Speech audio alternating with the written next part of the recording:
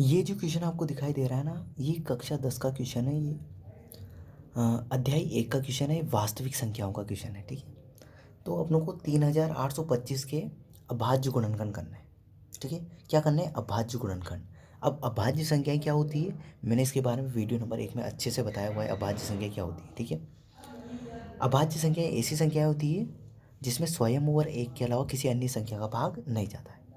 तो देखो, अभाज्य संख्या कौन कौन सी होती है? सबसे छोटी होती है 2, फिर उसके बाद 3, उसके बाद 5, उसके बाद 7, फिर उसके बाद 11, उसके बाद 13, उसके बाद 17, उसके बाद 19, ठीक है, उसके बाद 23, उसके बाद 29 और डॉट डॉट डॉट, ये सारी क्या है? अभाज्य संख्या है। ठीक है, तो इन्हीं संख्याओं का यूज़ करके 3825 के अपनों को अभाज्य गुणनखंड निकालना है। ठीक है, तो देखो निकालते हैं, शुरुआत करते हैं। तो देखो अच्छे से समझना है आपको। तो देखो मैंने यहाँ लिखा 3, 8, 2, 5। ठीक है, अब सबसे पहले किसका भाग दूंगा मैं? 2 का। क्या इस संख्या में 2 का भाग जाएगा? कैसे चेक करना है? मैंने बताया था आपको। मैंने बताया था कोई सी भी ऐसी संख्या जिसका इकाई अंक यदि सम संख्या है तो उसमें 2 का भाग जाएगा, और यदि सम संख्या नहीं है तो 2 का भाग नहीं जाएगा। मैंने आपको कुछ अंक भी बताए थे, जैसे कोई सी भी संख्या जिसका इकाई अंक 0, 2, 4, 6 और 8, यदि इनमें से कोई सा भी एक है इकाई अंक तो उसमें 2 का भाग जाएगा। तो क्या इसका इकाई अंक इनमें से कोई सा एक है क्या? तो नहीं है, तो इस संख्या में 2 का भाग जाएगा क्या? नहीं जाएगा। तो 2 का चेक नहीं करना है।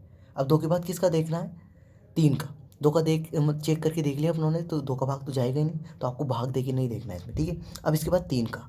इसमें 2 के बाद अभाज्य संख्या कौन सी आती है हमारी? 3। तो 3 का चेक करेंगे, इस संख्या में 3 का भाग जाएगा कि नहीं जाएगा। तो कैसे चेक करना है? देखो 3, 5, 2, 8, तो इस संख्या के सभी अंकों को जोड़ लो।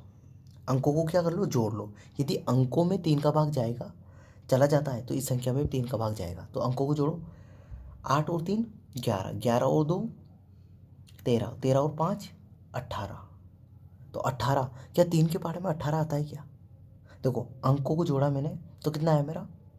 18 आया। देखो 3 और 8 11, 11 और 2 13, 13 और 5 18। 18 में 3 का भाग जाता है क्या? 3 के पहाड़े में 18 आता है, मतलब 18 में 3 का भाग जा रहा है, मतलब इस संख्या में भी 3 का भाग जाएगा कि नहीं जाएगा? तो पूरा पूरा जाएगा। तो 2 का गया नहीं, तो 2 के बाद अभाज्य संख्या 3 का भाग दिया। 3 का चेक कर लिया अपने। कैसे चेक किया? अंकों को जोड़कर। तो उसमें 3 का भाग जा रहा है, अंकों को जोड़ा तो 18 आया। 18 में 3 का भाग जा रहा है, तो इस संख्या में भी 3 का भाग जाएगा कि नहीं जाएगा? जाएगा। तो देखो मैंने 3 का भाग दिया, तो सबसे पहले किसका लिखा मैंने? 3 का लिखा। 2 क्यों नहीं लिखा? क्योंकि 2 का भाग नहीं जाएगा, क्योंकि पीछे का अंक क्या है? विषम अंक है। ठीक है, अब 3 का, 3 एकम 3। ठीक है, अब 8 में 2, 3 दूना 6, कितना बचा? 2। तो 2 यहाँ 2 के आगे लग जाएगा, तो 22 हो जाएंगे। तो तीनों साते 21, फिर 1 बचेगा, तो यहाँ 15 बन जाएंगे। तीनों पाँचे 15। ठीक है, अब 2 का तो चेक करना ही नहीं अपनों को। एक बार देख लिया ना 2 का भाग नहीं जा रहा है, तो दोबारा चेक करना नहीं है। ठीक है, अब इस संख्या में 3 का वापस चेक कर लेते हैं, 3 का भाग जाएगा कि नहीं जाएगा। देखो अंकों को जोड़ो। 1 और 2 3, 3 और 7 10, 10 और 5 15। क्या अंकों का योग 15 आया, तो 15 में 3 का भाग जाता है क्या? 3 के पहाड़े में तीनों 5 15 आता है, मतलब 15 में 3 का भाग जाता है कि जाता है? जाता है। तो इस संख्या में 3 का भाग जाएगा कि जाएगा। तो देखो 3 का भाग दे रहा हूँ मैं। 1 में तो जाएगा नहीं, 1 और 2 को साथ में ले लिया तो 12, तीनों चौक 3 चौक 12। अब साथ में देंगे तो 3 दूना 6, कितना बचेगा? 1 बचेगा। तो 15 के आगे लग जाएगा 1, तो 15 सॉरी 5 के आगे 1 लग जाएगा तो 1, तो 15 बन जाएगी। तो 15 में 3 का भाग देंगे, कितनी बार जाएगा? 5 बार। तीनों 5 15। ठीक है, अब वापस एक बार 3 का चेक कर लेते हैं, तो अंकों को जोड़ो। 4 और 2 6, 6 और 5 11। क्या 11 में 3 का भाग जाता है क्या? नहीं जाता। तो इस संख्या में 3 का जाएगा कि नहीं जाएगा? तो अब देखो 3 के बाद किसका चेक करेंगे? 5 का। 5 का चेक करने के लिए मैंने क्या बताया था?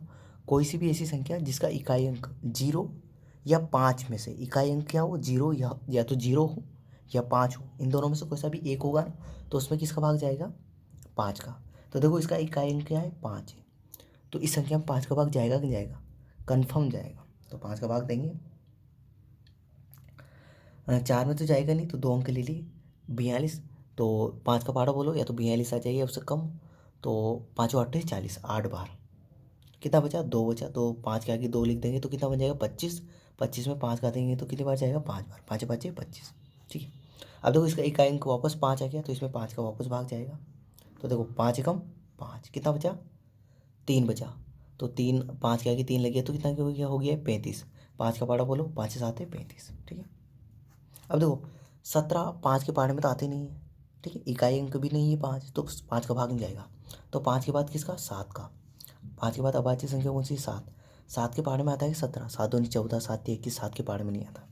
फिर 11 का पहाड़ा, 11 के पहाड़े में आता है क्या? 11 दूना 22 नहीं आता है।